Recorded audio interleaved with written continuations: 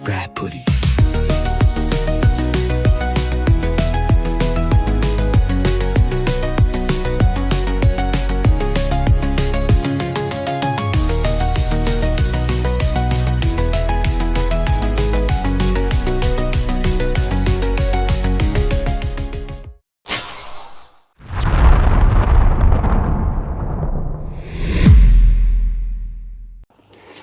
Hello, I hope that you're all well.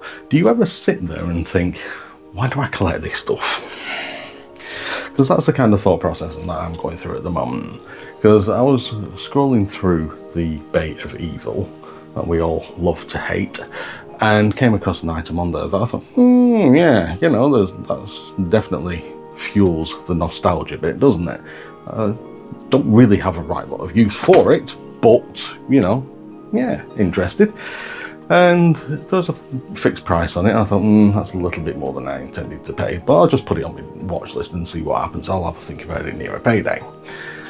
And I got an offer back from the seller saying reduced price. I thought, well, there's an option here for a counter offer, isn't there? I'll just be a little bit cheeky and see what I get. So I put in a slightly lower offer, and it was accepted. So I am now the proud owner of an Epson LX400 dot matrix printer. So that ain't gonna get a right lot of use, is it? But you know, like I say, nostalgia there.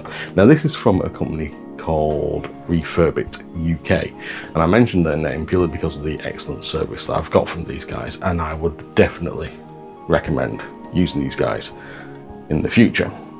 So obviously I got this on order, and I'm thinking, right, you've started something here now, can't you? So you're going to need a parallel cable, and you're going to need to sort some ribbons out here, because this thing is over 30 years old and the ribbon inside it is going to have long since dried out. So you better start looking for these things. Whilst I'm doing all that in the coming days, this huge transit box appears in my door, right? So I opens this box, and inside it is the original Epson box for this printer. Opens it up, and the printer's inside it with the polystyrene inserts. So I'm thinking, this is already exceeding my expectations for this sort of thing. I'm pulling it all out, and I think, hang on a minute, there's something else in there. Dives my hand inside it, and there's a parallel cable already inside the box as well.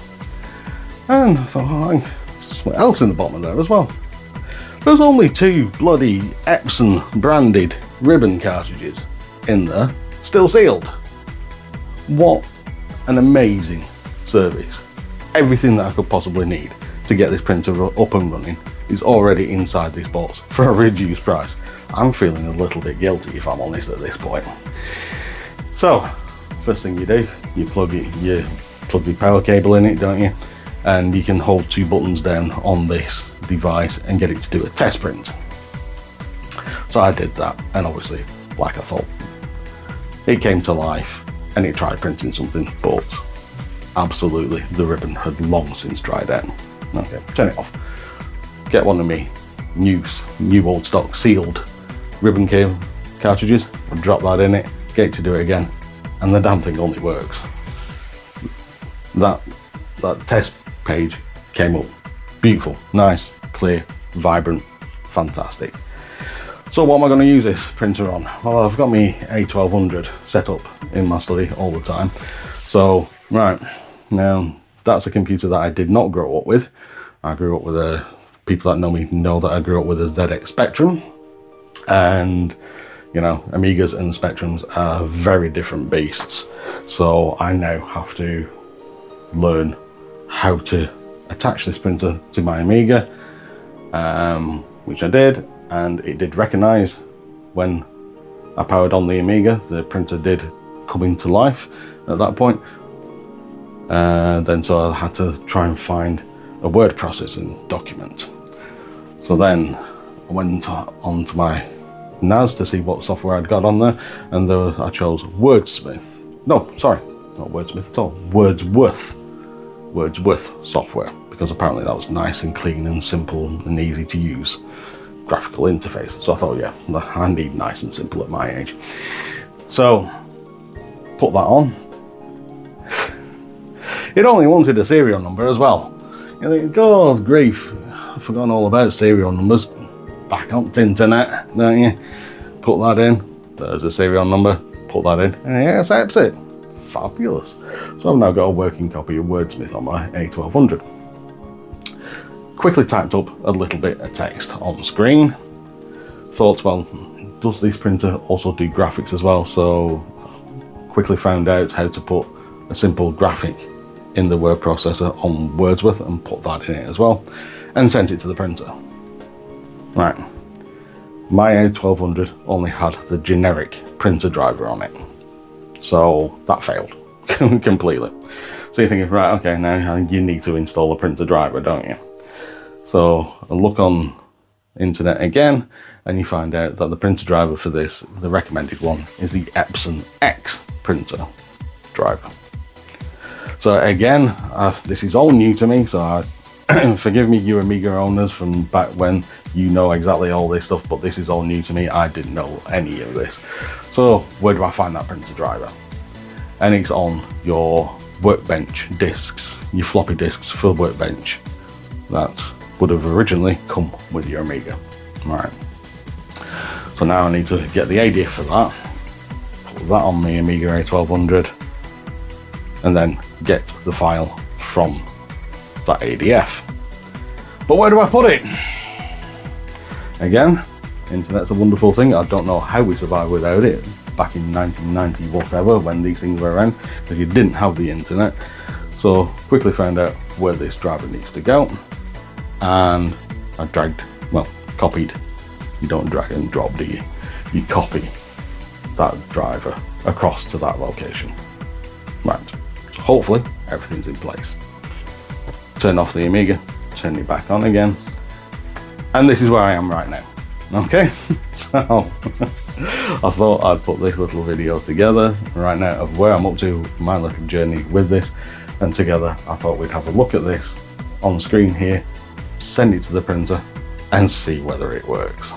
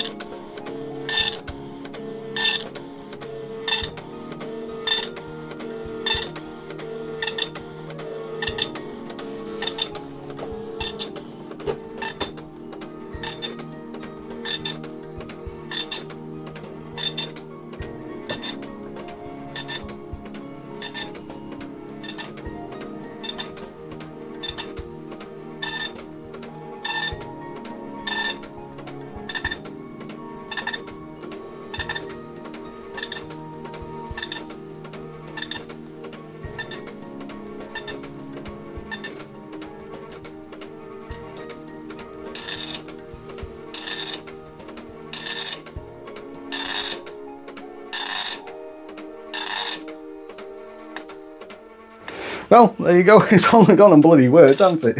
Absolutely fantastic. So I've now got a working dot matrix printer with word processing software on my A1200.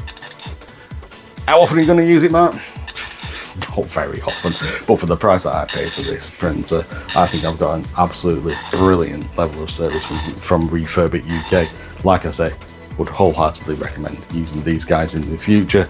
And if for nothing more, it was worth it for me, because I've learned something. I've learned how to install something on my Amiga 1200 that I didn't know before.